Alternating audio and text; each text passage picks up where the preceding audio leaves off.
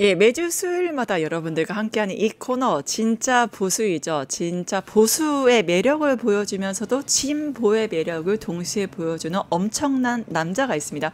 김상욱 더불어민주당 의원이 함께 해주셨습니다. 안녕하십니까? 네, 반갑습니다. 좋은 아침입니다. 아침부터 박찬대 의원님 보니까 기분이 참 좋습니다. 네, 그래서 정치적 동지들을 보면은 으쌰으쌰 힘이 나는 법이죠. 내가 한번 주제 달려보도록 하겠습니다. 네네. 오늘 새벽. 네. 너무나 안타까운 소식이 있었습니다. 박성재 법무부 장관 구속영장 기각됐다는 소식 어떻게 보셨어요?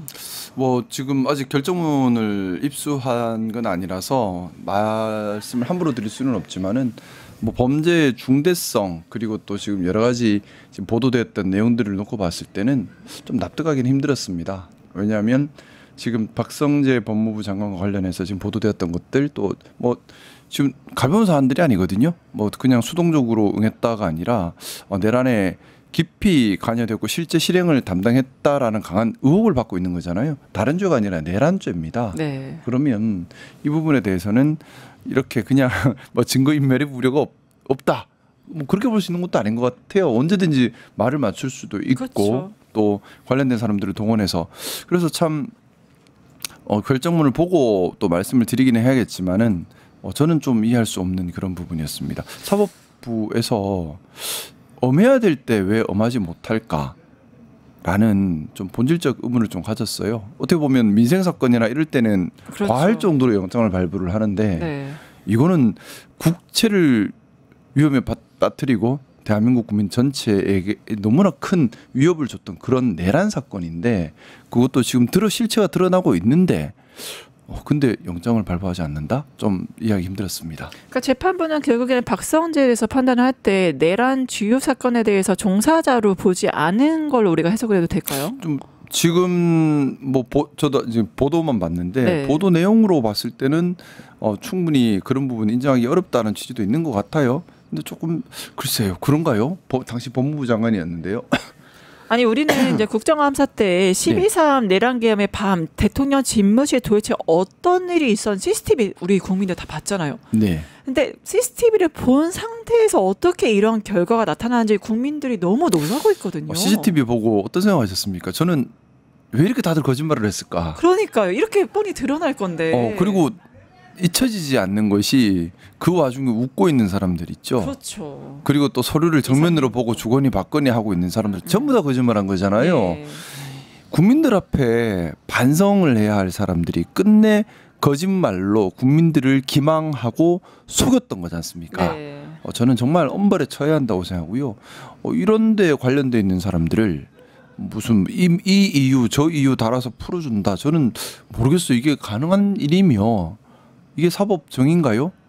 자꾸 의심스러워집니다. 네.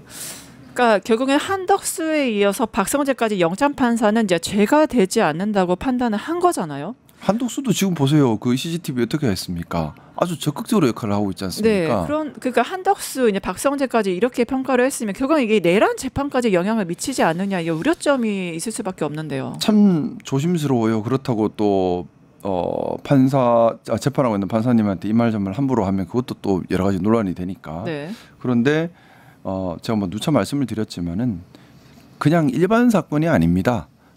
대한민국 5,200만 국민들이 모두가 피해자인 사건입니다. 그리고 그 중요성은 뭐 더 이상 말을 붙일 필요도 없을 만큼 너무나 중요한 사건이죠. 자, 그러면 재판부도 최소한 그 정도의 공신력과 공정력을 갖춘 재판부여야 되지 않을까? 라는 생각이 자꾸 들고요. 우리가 네. 그것 때문에 자꾸 의혹을 제기하는 건 아니겠습니까? 네. 못 믿겠다는 거죠. 과연 사법부가 판사님께서 헌법에 나와 있는 것처럼 법관의 독립을 지키고 있느냐, 오로지 법률과 오로지 법관으로서 양심만 가지고 판단하고 있는 것이 맞느냐, 개인의 정치적 편향 또는 개인의 경험 또는 개인의 감정 이런 것으로 본인의 양심을 속이고 또는 법률을 잘못 해석을 해서 네. 지금 왜곡하고 있는 것은 아니냐라는 좀 그런 우려가 자꾸 드는 거죠. 지금 여기에 대해서 사법부가 또 손을 놓고 있잖아요. 네. 지금 뭐 예를 들어 지기현 부장에 대한 그렇죠. 여러 가지 의혹에 대해서 여전히 내란 재판을 하고 있죠. 지기현 당사자가. 내부 감찰을 했다고 하는데 그게 감찰이에요? 시간만 끌었지? 그렇죠. 내용 나도 모르겠다. 지기현 부장 뭐라 하는데 난 그 말 믿어볼래. 이게 뭐 하는 건가 하는 생각이 자꾸 들어요. 이게 맞나? 그 박성재 구속시킨 판사가 박정호인데 수원지검에서 바로 이제 김혜경 여사 법화 유형에 대해서 유죄를 때렸던 판사예요. 그리고 네. 무엇보다 조희대가 서울지법의 영장 판사로 3명을 임명했는데 그 중에 3명 중에 1명이 바로 이 판사거든요. 그러니까 이거는 그 결국엔 이 내란 재판의 배후에 조희대가 있고 내란 재판의 어떠한 연장선 상에서 이번에 박성재 법무부 장관의 구속영장 기각이 된 게 아닌가 굉장히 좀 걱정이 될 수밖에 없거든요. 참 우려가 많습니다. 그렇다고 분명 문제가 있고요. 의혹이 있어요. 근데 그렇다고 이걸 또 잘못 건드리면 또 뭐 좀 사법부 독립이다 하면서 독립을 침해했다 하면서 넘친다 하고 또 역공을 받을 수도 있고 여론에 역풍이 불 수도 있는 부분입니다. 신중하게 접근은 해야 하는데 그런데 지금 뭔가 큰 카르텔을 보고 있는 듯한. 그러니까요. 그죠? 네. 이게 그러니까 제가 그래서 예전부터 계속 그 얘기를 했지 않습니까? 발본색원 얘기를 계속 하는데 네. 윤석열 하나만 보고 있으면 안 돼요. 네. 윤석열을 만들어낸 또 윤석열과 함께 뜻을 같이 하면서 하나하나 장악해 온 조희대 대법원장도 보면 그분의 정치적 편향성 여러 차례 드러났었고 그분의 배경에 대해서 여러 차례 문제가 됐었던 분이시지 않습니까? 네. 그분이 대법원장으로 있으면서 사법부에 보이지 않게 인사나 이런 조치에서 아무래도 본인과 가깝거나 성향이 유리한 사람들을 배치했을 개연성도 분명히 있는 것이고 참 어려운 문제입니다. 진짜 어려운 문제예요. 계속해서 관심 있게 봐야 합니다. 예. 그래 지금 어떻게 보면 가장 강한 힘을 갖는 것은 국민 여론입니다. 국민 여론이 뒷받침이 안 돼버리면 바로잡지 못하는 것이고요. 국민 여론이 뒷받침이 되어야지만 네. 바로잡을 수 있는 힘이 나오거든요. 결국엔 박성재의 기각 소식을 보면서 굉장히 위기의식을 느끼고 이 내란 재판의 배후에는 결국엔 조희대가 있는 게 아닌가라는 위기감까지 든다. 그래서 앞으로 좀 지켜봐야겠다는 생각이 들긴 합니다. 네, 저도 안 그래도 그 뭐 어제 뭐 좀 국정감사 중이긴 한데 네. 뭐 보도되고 있는 내용들 또 여론 민감하게 좀 체킹을 해봤는데 네. 뭐 참 어려워요. 그러니까 이게 우리가 가만히 둘 수도 없고 그렇다고 수단이 너무 넘쳐버리면 이제 여론의 역풍이 불 수도 있고요. 네. 정말 현명하게 잘 대응을 해야 될 테마구나 하는 네. 생각을 했습니다. 왜냐하면 지금 뭐 그렇잖아요. 그 우리랑 생각이 같은 사람들만 모아서 목소리를 올린다고 관철되는 게 아니에요. 네. 역으로 역풍을 맞을 수도 있습니다. 정말 요령 있게 영리하게 해야 된다고 생각합니다. 네. 방금 너무나 반갑게 박찬대 의원님과 악수도 하시고 이제 어깨 동무도 하시고 포옹도 하시고 뜨거운 모습 봤는데 그 바로 박찬대 의원께서 최근에 제기했던 문제가 캄보디아 문제 아니겠습니까? 이제 네네. 14명을 구출했던 이제 핵심 인물로서 지금 많은 국민들의 그런 칭송 박수를 받고 있는데 특히 그 외통위에 지금 계시잖아요. 네네. 국정감사에서 이제 캄보디아 그 현장 국정감사를 한다고 하잖아요. 관련 네네. 내용 소개 좀 부탁드릴게요. 우선은 이 부분을 우리가 좀 마찬가지로 감정적으로 대응한다고 되는 부분은 아니고요. 저는 늘 그 생각합니다. 정치하시는 분들이나 관련된 분이 자기 이름 빛나려고 실제로 문제를 푸는 게 아니라 자기 이름만 빛나려고 발언이 세지거나 자기 이름만 빛나려고 결과적으로 문제를 더 악화시키는 무책임한 행동을 하는 경우들이 많아요. 그런 걸 경계해야 된다고 생각하고요. 중요한 건 영리하게 잘 풀어내는 게 중요한 겁니다. 네. 지금 캄보디아 독립국입니다. 근데 마치 지금 우리가 함부로 할 수 있는 것처럼 발언들이 점점 세지고 있는데 그러면 그럴수록 해결을 못 해요. 그렇죠. 그 나라에서 협조 안 하죠. 네. 그렇다고 우리가 정말 쳐들어갈 겁니까? 그죠? 점점 협조가 안 되는 문제가 생겨요. 네. 그래서 일단 이 문제를 볼 때 저도 사실 이제 박찬대 의원님께서 정말 고생 많이 하시고 직접 풀고 계셨고 저도 이 문제가 불거지기 전부터 계속 여론화 작업을 하고 있었고 저희도 언론에 여러 차례 외교부 자료를 받아서 문제 제기를 했었는데 좀 몇 가지 우리가 보고 가야 됩니다. 첫 번째는 이건 단건 사안이 아니라 구조적 문제입니다. 네. 시스템적 네, 문제다. 구조적 문제고요. 두 번째는 이게 갑자기 생긴 문제가 아니라 2022년부터 23년, 24년 계속해서 악화되어 온 문제예요. 올해뿐만 아니라 작년에도 300건 넘었고요. 그전에도 그 정도 수준이었습니다. 그리고 말씀드렸던 것처럼 캄보디아는 독립국이에요. 그리고 캄보디아 국내 사정이 복잡하게 얽혀 있습니다. 그리고 또 캄보디아 현지 권력이 결탁한 중국과 한국의 범죄 조직이 또 연계돼 있고요. 그렇죠. 연루된 한국인들이 있죠. 또 한국뿐만 아니라 중국, 말레이시아, 파키스탄 다양한 국적의 피해자가 계속 발생하고 있는 문제. 그리고 지금 보면 캄보디아 전체 GDP의 뭐 추정치라고 듣긴 했는데 범죄 조직이 GDP에 기여하는 게 30~40%가 넘는다고 합니다. 그러니까 캄보디아 최대 산업인 거예요, 이게 지금. 네. 그러면 특히 이 나라의 여러 권력자들이 얽혀 있을 가능성이 매우 높죠. 그렇죠. 그리고 또 하나는 뭐 지금 4,300억 원이라는 말도 안 되는 우리가 ODA를 제공하고 있지 않습니까? 그래서 사실 윤석열 전 대통령 그리고 통일교 건진법사 지금 뭐 특검 수사를 받고 있는 이들의 부패까지도 얽혀 있는 상당히 복잡한 그런 테마라고 생각하고요. 이게 정말 좀 쉽지 않다고 말씀을 드리는 게 뭐 KBS 그것이 알고 싶다라는 프로그램에 노출되었던 사람들은 구출을 됐어요. 그때는 그 방송 나자마자 이제 캄보디아 경찰들이 급습해서 그 사람들을 풀어줬다는데 네. 문제는 거기에 있던 다른 한국인들은 안 풀어줬다는 겁니다. 예. 그러니까 딱 캄보디아는 지금 구조적으로 이걸 풀려고 안 해요. 왜냐하면 자기들 권력자들의 수입원이기도 하고 또 국가 재정의 절대적인 부분을 차지하고 있고 너무나 얽혀 있는 겁니다. 일종의 국가 산업처럼 돼 있어요. 그러니까 이걸 풀려고 하는 게 아니라 산되고 시끄러워지는 것만 개별적으로 접근하고 있는 겁니다. 그러니까 본인들 돈줄이기 때문에 그거에 대해서 함부로 건드리기가 싫어하겠네요. 이 상당히 어려운 문제예요. 그래서 네. 지금 결국에는 개별 사안들로 접근할 수밖에 없고 네. 그러면서 어떡합니까? 우리나라가 아니잖아요. 함부로 할 수가 없잖아요. 네. 어떻게든 협조적 관계를 또 구축을 해야 돼요. 지금 네. 코리안 데스크 말 나오는데 코리안 데스크가 지금 캄보디아 지금 첫 번째는 이 윤석열 당시 파견된 대사가 이 문제에 대해서 뭐 제가 확인해 보니까 관심도 없었고요. 관련된 회의조차 제대로 한 적이 거의 없습니다. 네. 아예 그냥 ODA 투입된 거 우리나라 돈 4,300억 들어온 거 가지고 뭘 해먹을까만 계속 회의를 했던 것 같아요. 어떻게 뭘 계속 ODA 관련된 회의만 많았다 하더라고요. 그리고 코리안 데스크 문제도 캄보디아 쪽에서 반대급부로 요구하는 게 너무 많은 거예요.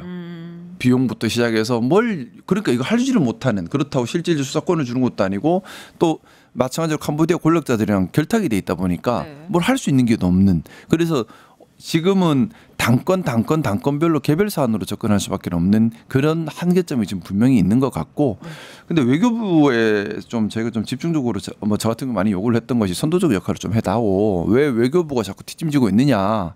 예를 들어서 이런 문제가 있으면은 국민들께 알려서 또 캄보디아 관련된 비자 나올 때에 캄보디아 대사관하고도 협조 관계를 구축해서 우리나라 시민들께서 이제 캄보디아 갈 때 캄보디아 이런 위험이 있으니까 이런 부분들에 대해서 리스크 체킹을 했는지 확인을 하고 좀 또 현재 온 캄보디아 시민들에게도 직접적인 좀 문자 메시지나 전화나 해서 관리를 해야 할 수 있는 문제가 아닌가. 또 피해 구조를 요청하는 사람들 다 외면했잖아요 그동안에. 그렇죠. 이런 부분에 대한 문제제기를 좀 시스템적. 많이 하고 있습니다. 그러니까 지금까지 돈은 더 주고 납치는 당하고 이런 억울한 심정들이 있었을 것 같은데 여기에 네. 또 이제 국정감사를 하면서 국민의힘의 박정원 의원이 또 굉장히 센세이션한 발언을 해서 이렇게 하고 있죠.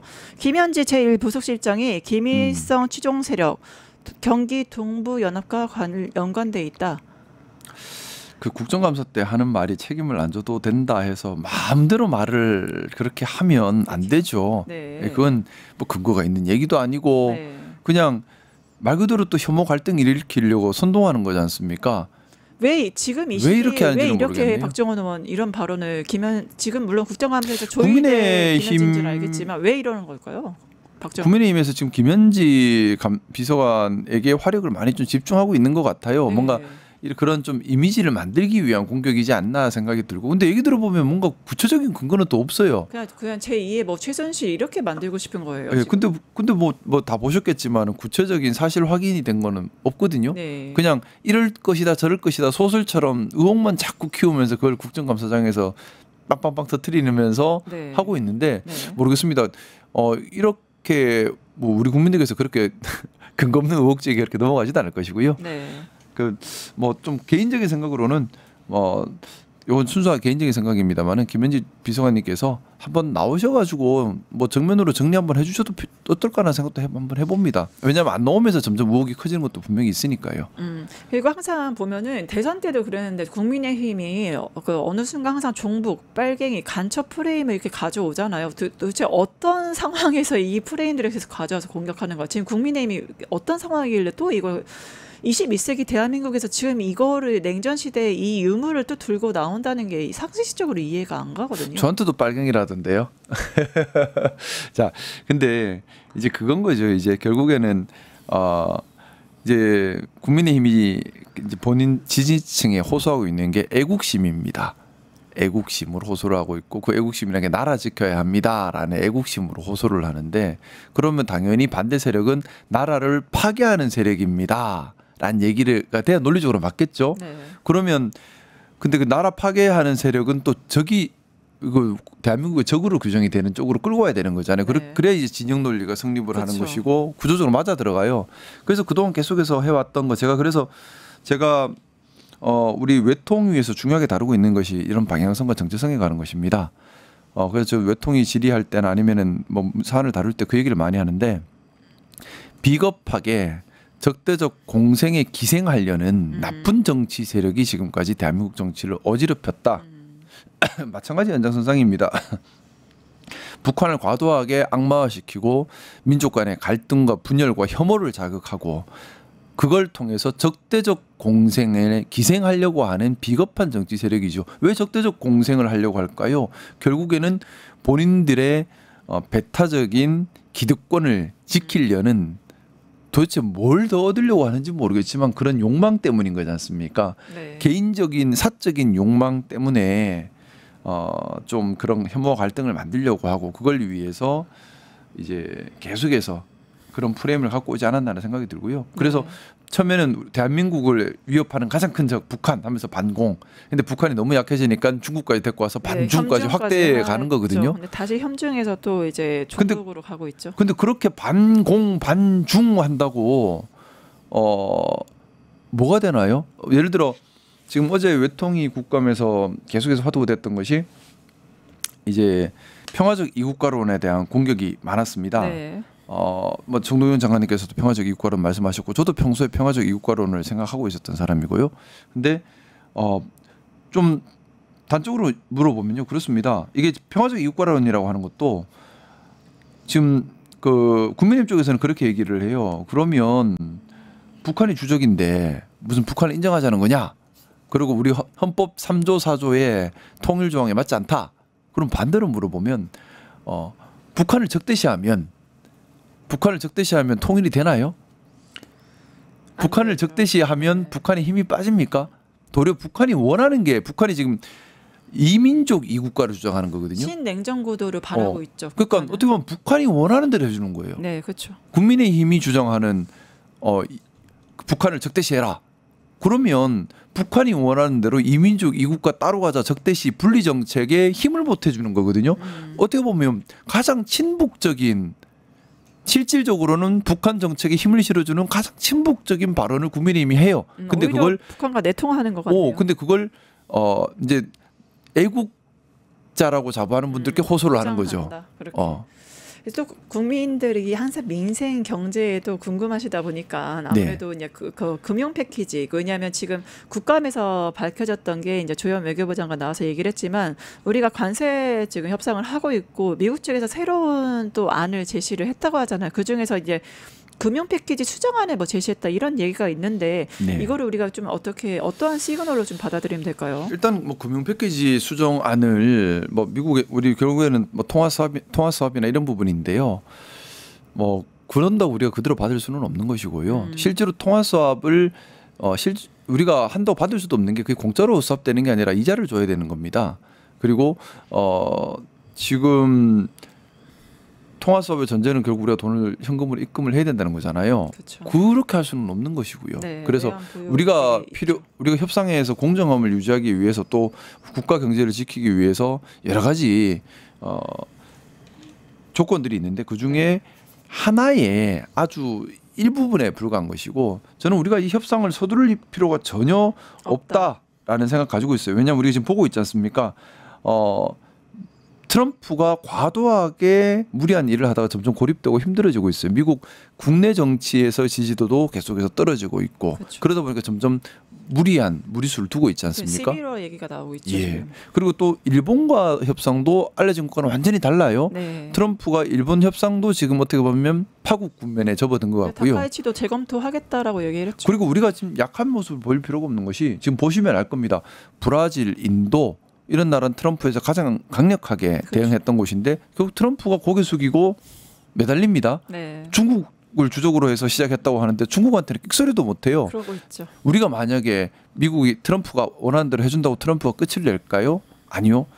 호구 잡혀서 계속 요구하겠죠. 모범 답안이다 하면서 더 박살나고 다음으로 갈 겁니다. 그러면서 한국이 이렇게 먹히니 다른 나라에 또 요구하는 어떻게 보면 지금 브라질, 인도가 트럼프와의 힘겨루기에서 어느 정도 좀 우세를 점할 수 있고 또 일본이 우리 트럼프 합의한 거는 이면 합의가 따로 있다라는 취지로 하면서 못 네. 따르겠다고 한 게 우리가 잘 버텨줬기 때문인 것도 이유가 큰 것 같아요. 예, 그렇습니다. 사실 지금 트럼프랑 협상이 잘 되는 나라 없습니다. 네.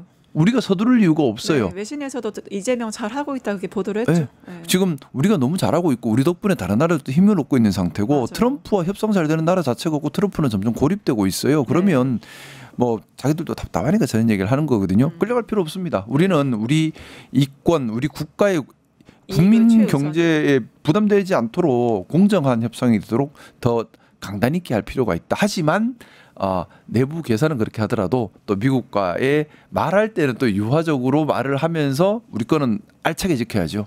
네. 그게 저는 뭐 영리하게 하는 거라 생각합니다. 결국엔 한국은 수출주도 국가라서 유가나 환율이나 이런 거에 흔들릴 수밖에 없고 네. 그 중에서 지금 환율이 계속 치솟는 이유 중에 하나로 네. 미중 무역 갈등을 얘기를 하거든요. 히토류로 그렇죠. 이제 시발돼서 하고 있는데 이 미중 무역 갈등으로 인해서 한국 경제가 많이 영향을 미칠지 그리고 에이펙에도 이게 영향을 미칠지 어떻게 보세요? 당연히 미중 무역 갈등은 전 세계 무역에 다 영향을 미치죠. 네. 무조건 악영향입니다. 왜냐하면 특히 우리나라 같은 경우는 GDP에서 무역이 차지하는 비중이 70%에 이르는 특수한 나라예요. 일본도 35%밖에 안 되거든요. 우리나라는 2배입니다. 무역이 절대적인 나라인데 미중 패권 다툼으로 인해서 지금 문제되는 것이 뭐냐? 국제적 무역이 전반적으로 위축된다는 거예요. 관세 장벽이 생기고 이제 보이지 않는 공급망에 편가르기가 생기고 있는 거지 않습니까? 우리 입장에서는 참 힘들어요. 근데 이걸 또 잘 돌파할 수밖에 없고요. 그 돌파라는 것이 미국 편에 선다고 되는 것도 아니고 중국 편에 선다고 되는 것도 아니에요. 우리가 우리 한반도의 지정학을 잘 이용을 해야 한다고 생각합니다. 뭐냐면요. 네. 미국도 한국을 버릴 수 없고요. 중국도 한국을 버릴 수 없습니다. 네. 왜냐하면 한국이 완벽하게 미국 편에 서버리면 중국 입장에서는 심각한 위협이 되고 반대로 한국이 중국 편으로 서면 일본과 미국이 심각한 위협이 되는 나라예요. 우리는 달리 말하면 두 나라 모두에게 협상력을 갖춰두고 있다는 얘기입니다. 이제 지금처럼 막연하게 미국 형아 이런 문제가 아니라 우리가 자주적인 또 하지만 그렇다고 미국을 배척하자는 얘기는 절대 아니에요. 네. 미국을 배척하고 뭘 하기에는 세계에서 미국이 가진 영향력은 너무나 막강합니다. 그러니까 그래서 지금 어제 우리 외통에서도 그 말이 나왔는데 자주적 동맹파 이런 말이 나왔어요. 좀 그런 표현이 필요하다고 생각합니다. 네. 미국과 동맹도 지키지만 동시에 자주적인 모습을 강조하고 중국과는 물밑으로 더 강한 연대를 만들고 네. 그렇게 좀 영리하게 해나가야 되는 그러니까 이거 우리가 딱 명확하다 우리 색깔 이렇게 가는 게 우린 더 위험해요. 네. 약간은 애매한 조율자 역할을 통해서 우리의 국익을 지켜가야 되지 않나라는 생각입니다. 네, 자주적 동맹파 얘기가 나왔고 앞으로 대한민국 실용적 외교, 이제 국익 중심의 외교로서의 정말 현명함, 이 미중 무역 갈등의 파고를 넘어서는 모습 그게 기대하도록 하겠습니다. 이제 자주적 동맹파 얘기 나온 이유가 뭐냐면요. 국민의힘 쪽에서 시간- 자주파냐 동맹파냐 그걸 가지고 일도 양당 결정하라. 그걸 결정하면 안 되거든요. 우리는 애매하게 가야 돼요. 그래서 이제 자주적 동맹파다라는 네. 방어 논리 만드는데 네.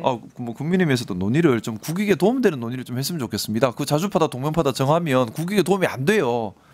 네, 알겠습니다. 예. 국익에 도움이 될 수 있도록 김상호 의원님 앞으로 더 잘 부탁드리고요. 시간 관계상 오늘 진짜 보수 여기까지 하겠습니다. 지금까지 함께해 주신 김상호 더불어민주당 의원님 감사합니다. 네, 감사합니다. 유튜브 구독하고 실시간 채팅과 댓글을 남기시면 매일매일 7,000TTCO를 드립니다. 참여 방법은 통통물 어플을 다운로드하고 회원가입과 로그인을 해주세요. 마이페이지에서 나의 회원 고유 번호를 복사해주세요. 유튜브 구독 후 실시간 채팅이나 댓글창에 고유 번호를 한 번만 입력하면 준비 끝! 지금 유튜브 채팅과 댓글 쓰기 참여하고 7,000TTCO 받아가세요.